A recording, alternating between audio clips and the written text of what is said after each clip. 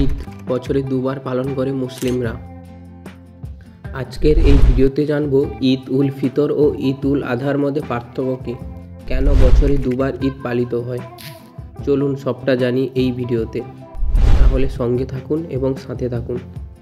মুসলিম সম্প্রদায়ের দুটি সর্ববৃহৎ জাতীয় উৎসবের মধ্যে একটি হলো ঈদ উল ফিতর, অন্যটি হলো ঈদ উল আদাহ।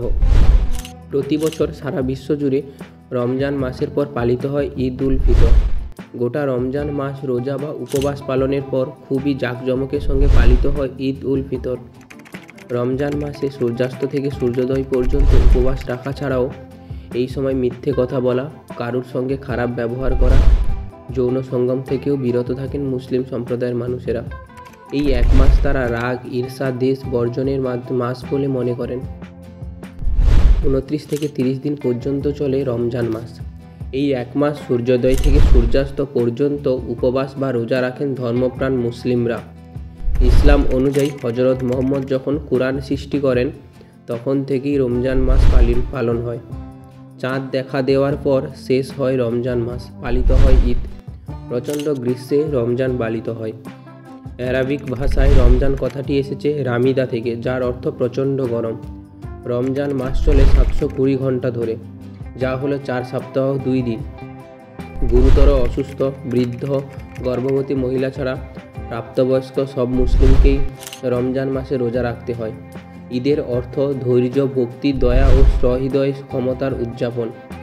নতুন জামা কাপড় পরে এই দিনটা পরিবারের সঙ্গে কাটান মুসলিমরা। এছাড়া ঈদের দিনে দরিদ্রদের খাদ্যদান, দ্রব্যদান করাও রীতি রয়েছে। এই দিনটি সারা বিশ্বজুড়ে খুবই জাঁকজমকের সঙ্গে পালিত হয়। সবাই এদিন নতুন পোশাক পরে সাধ্য মতন খাওয়া দাওয়ার আয়োজন করেন। আত্মীয় স্বজন, বন্ধুবান্ধব ও পরিচিতরাও এই আনন্দের অংশীদার হন। দরিদ্র ও দুস্থদের ঈদের আনন্দে সামিল করা জরুরি বলে মনে করা হয় ইসলামে। এই দিনে দুস্থদের মাধ্যমে দান এবং অনুদান বিতরণ করা ধর্মীয় দিক থেকে বাধ্যতামূলক। মুসলমানেরা এদিন ঈদের 2 রাকাত নামাজ পড়েন, আত্মীয় স্বজনের সঙ্গে কুশল বিনিময় করেন। এটি মুসলিম সম্প্রদায়ের কাছে একটি জাতীয় উৎসব। এই উৎসবে ধনী দরিদ্র নির্বিশেষে সবাই এক হয়ে যান। এই উৎসবে কোনো ভেদাভেদ থাকে না। এবার আসি ঈদ উল আদাহ নিয়ে। ঈদ উল আদাহর আরেক নাম কোরবানির ঈদ বা বকরি ঈদ। এই ঈদ কোরবানির ঈদ বলে এই উৎসবে কিছু না কিছু আল্লাহকে উৎসর্গ করে কোরবান করতে হয়। হিজরি ক্যালেন্ডারের 12তম ও শেষ মাস ধুল হিজার 10তম দিনে পালিত হয় ঈদ উল আদাহ। আকাশে নতুন চাঁদ ওঠার সঙ্গে সঙ্গে বিভিন্ন দেশে মুসলিম ধর্মাবলম্বীরা এই উৎসব পালন করেন। ইসলাম মতে সর্বশ্রেষ্ঠ ত্যাগের প্রতীক এই কোরবানির ঈদ। মুসলিম ধর্মের উৎসব লুনার বা চান্দ্র ক্যালেন্ডারের উপর নির্ভরশীল। সৌর ক্যালেন্ডারের থেকে চান্দ্র ক্যালেন্ডার 11 দিন ছোট হয়, তাই প্রতি বছর ঈদের দিন আলাদা আলাদা হয়। রমজান মাস শেষ হবার মোটামুটি 70 দিন পরেও ইসলামিক ক্যালেন্ডার জিলহজ মাসের 10 তারিখে কোরবানির ঈদ বা বকরি ঈদ পালন করা হয়। এই দিন সকালে নামাজ পড়ার পরে মুসলমানরা পশু কোরবানি দিয়ে থাকেন। আচ্ছা, আপনি কি জানেন ঈদ উল আদাহতে কেন বকরি বলি দেওয়া হয়?